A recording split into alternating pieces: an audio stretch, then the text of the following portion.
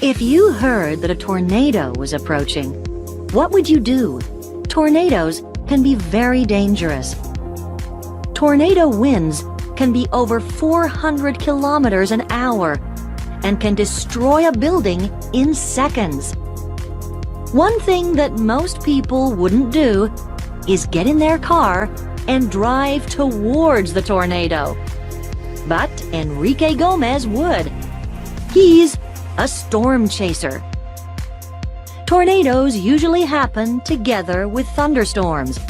So Enrique studies weather forecasts and looks for possible storms. If he finds one, he'll try to get as close as possible to it. Why does Enrique do it? He's a meteorologist. He wants to learn more about tornadoes and why they happen. It's dangerous work. Apart from the high winds, there's usually lightning and heavy rain, which causes floods. However, those aren't the biggest dangers. When Enrique finds his storm, there will be other storm chasers there too. All these people are chasing the storm in their cars, and they're all watching the sky, says Enrique. So, what's the biggest danger? Car accidents.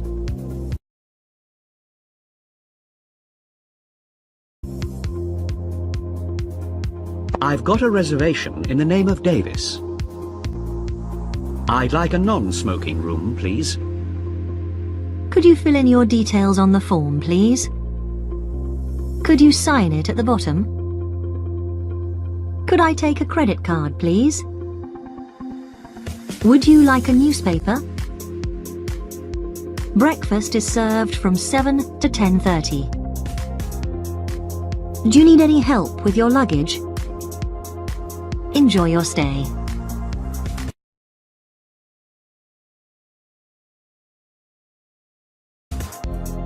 How much are the headphones? I like these ones.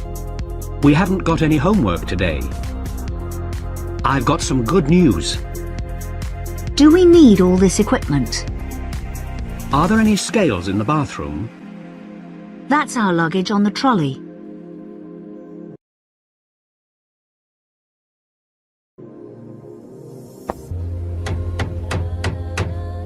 Is that you with the microphone, Ryan? Yes, it is. Did you used to be a singer?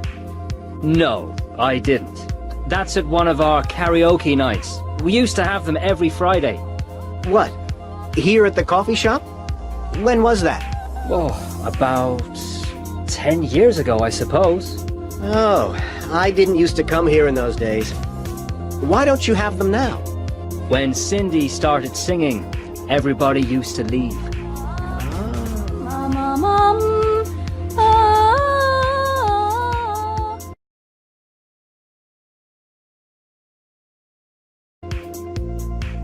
My name's Martin. I'm from England, but when I was a teenager, we used to live near Munich in Germany. My father used to work for a car company there. There was a tennis club near our house, and I used to go there most days after school. I didn't play a lot, but I used to collect balls for the players. One of the players there, his name was Conrad, was very good. He decided to try his luck as a professional tennis player, and he asked me to be his assistant. For the next year, I travelled all over Europe. There were a lot of competitions. For the bigger tournaments, we used to travel on Friday.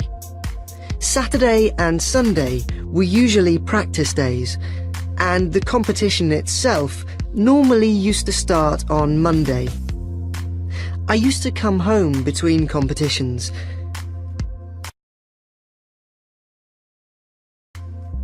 She's changed a lot.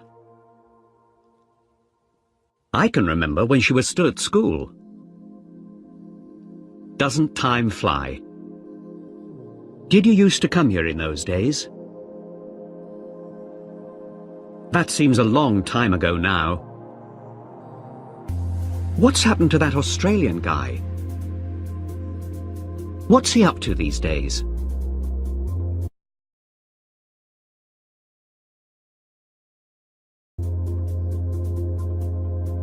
Murder.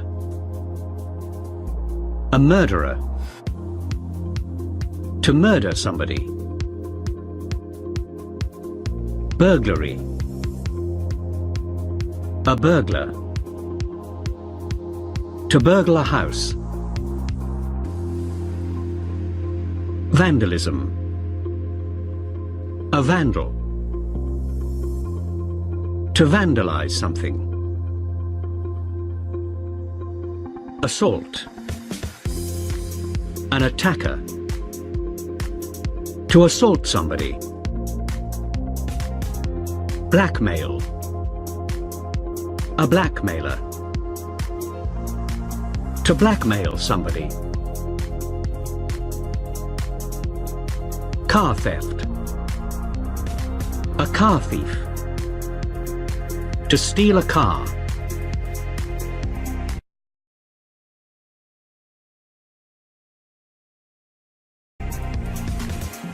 When Maggie Stone went out yesterday, a thief was watching her house. After she had driven away, he burgled the house. While he was stealing things, he suddenly smelt smoke. Maggie had left the cooker on and a saucepan was burning. The burglar turned off the cooker and threw a wet towel over the saucepan. When Maggie came home, the burglar was running away. When she went indoors, she found that he had stolen her laptop and some jewelry. But he had also put out the fire in her kitchen.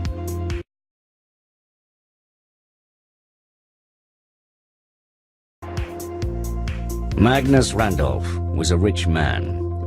At 2:30 yesterday afternoon, he went to his study for a nap. 20 minutes later, he was dead. My name's Jack Lonsdale, and I'm a detective. When I arrived at the scene, Randolph was sitting in an armchair. There was a gun on the floor next to his right hand. There were 3 people at the house yesterday.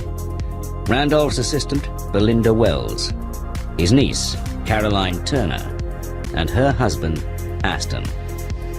The victim died at exactly 2:51. Belinda and Aston had been for a walk and were just coming back to the house when they heard a gun. The gardener saw them.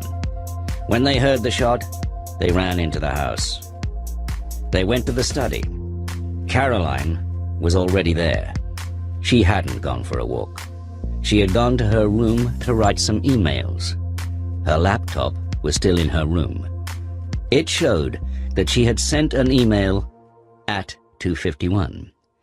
It was a very big house, and there wasn't time to work on her laptop in her room, then go down to the study and shoot her uncle. Everyone had an alibi.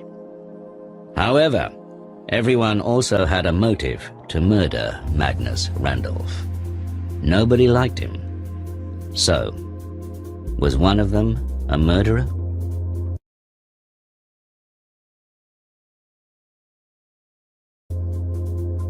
This is very inconvenient. I'm sorry about that. This is completely unacceptable. We've got no record of your booking. I shall write and make a formal complaint. I can only apologize. I certainly won't be using your company again. I'm afraid there's nothing I can do.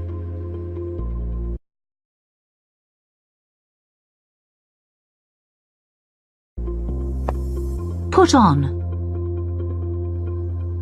Take off. Fill in. Cut out. Pick up. Turn down. Throw away. Give back.